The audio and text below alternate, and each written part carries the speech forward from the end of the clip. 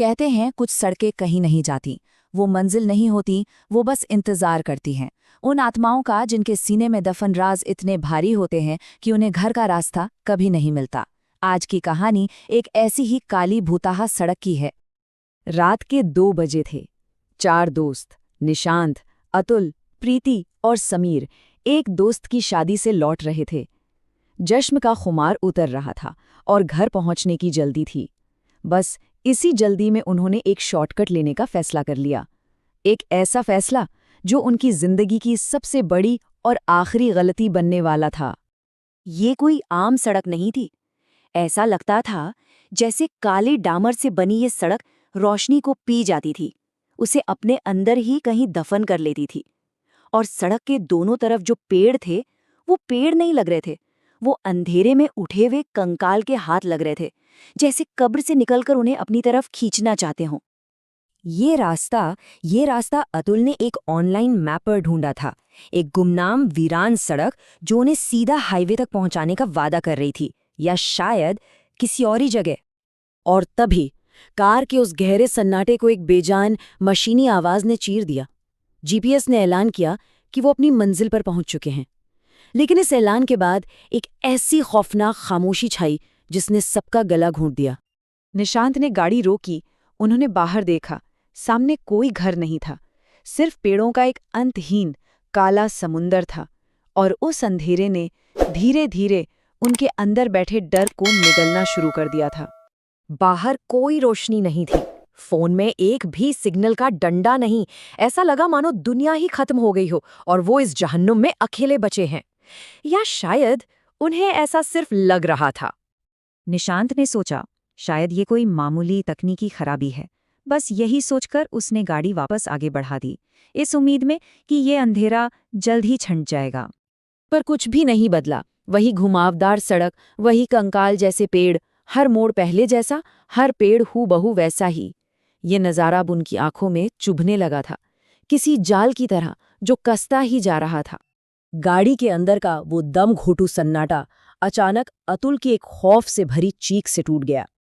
उसने बाहर एक अजीब से पत्थर की तरफ इशारा किया जिस पर खून जैसे गहरे लाल निशान बने हुए थे, और उन चारों के दिल बैठ गए।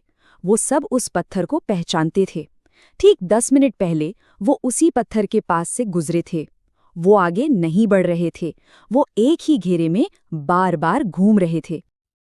अब गाड़ी के टायरों के नीचे कुचलती हुई पत्तियों की आवाज किसी की टूटती हुई हड्डियों जैसी लग रही थी। एक भयानक एहसास उनके दिलों में उतर गया कि ये सड़क जिंदा है और वो इसका शिकार बन चुके हैं। अब खतरा सिर्फ बाहर नहीं था, खतरा गाड़ी के अंदर भी था। हर एक के सीने में एक गहरा राज दफन था, और वो राज अब इस बंद गाड़ी में उनका दम घोंट रहा था। ड्राइवर की सीट पर बैठा निशांत जुए में लाखों रुपए हार चुका था।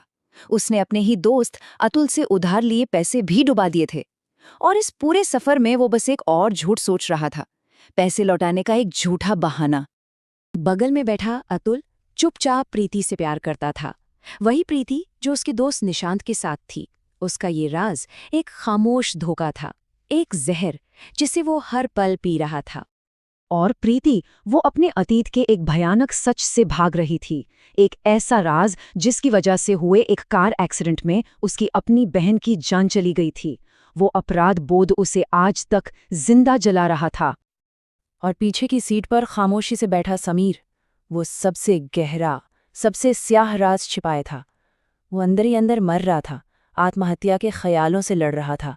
एक ऐसी लड़ाई जिसकी किसी को कोई खबर नहीं थी। और तभी हेडलाइट की रोशनी में उन्हें कुछ दिखा। उनकी गाड़ी एक पुराने जंग लगे गेट के सामने आकर एक झटके से रुक गई। वो गेट वहां पहले नहीं था। गेट पर ये 2 शब्द खुदे हुए थे, और उन शब्दों के पीछे की परछाइयों से एक बूढ़ा आदमी बाहर निकला। उसकी आंखें नहीं थीं, बस 2 काले गड्ढे थे जिनमें उस पूरी सड़क का अंधेरा समाया हुआ था। उसकी आवाज सूखी पत्तियों की सरसराहट जैसी थी। वो बोला, इस सड़क पर वो आते हैं जिनके अंदर का बोझ उन्हें कहीं और जाने नहीं देता। यहां से कोई वापस नहीं जाता। और फिर वो गेट एक भयानक चरमराती हुई आवाज के साथ खुला। एक अनजानी अनदेखी ताकत ने उनकी कार को अंदर खींचना शुरू कर दिया। उनकी चीखें अंधेरे में गुम हो गईं। गेट के अंदर एक मुर्दा शहर था और वहां हर किसी को अपने राज का सामना करना था। समीर ने अपनी बंदूक निकाली और एक गोली की आवाज से उस खामोशी को हमेशा के लिए तोड़ दिया। प्रीति को कार के शीशे में अपनी मरी हुई बहन का चेहरा दिखा, जिसने हाथ बढ़ाकर उसे अंधेरे में खींच लिया। और अतुल और निशांत, उन्हें तो काली डामर ने ही जिंदा निगलना शुरू कर दिया। वो चीखते हुए सड़क में धंसते चले गए। जब सुबह हुई तो सड़क फिर से वैसी ही शांत और सुनसान थी, जैसे पिछली रात वहां कुछ हुआ ही ना हो। कोई गाड़ी नहीं थी, कोई निशान तक नहीं था, सिवाय एक चीज के। ठीक उसी जगह जहां कार जमीन में समा गई थी, अब एक नया नुकीला पत्थर खड़ा था और उस पर भी वैसे ही ताजे खून जैसे लाल निशान थे। वो सड़क आज भी वहीं है, खामोश, सुनसान, अपने अगले मुसाफिरों का इंतजार कर रही है। ऐसी आत्माओं का जिनका बोझ उन्हें घर वापस जाने की इजाजत कभी नहीं देगा। अगला कौन होगा,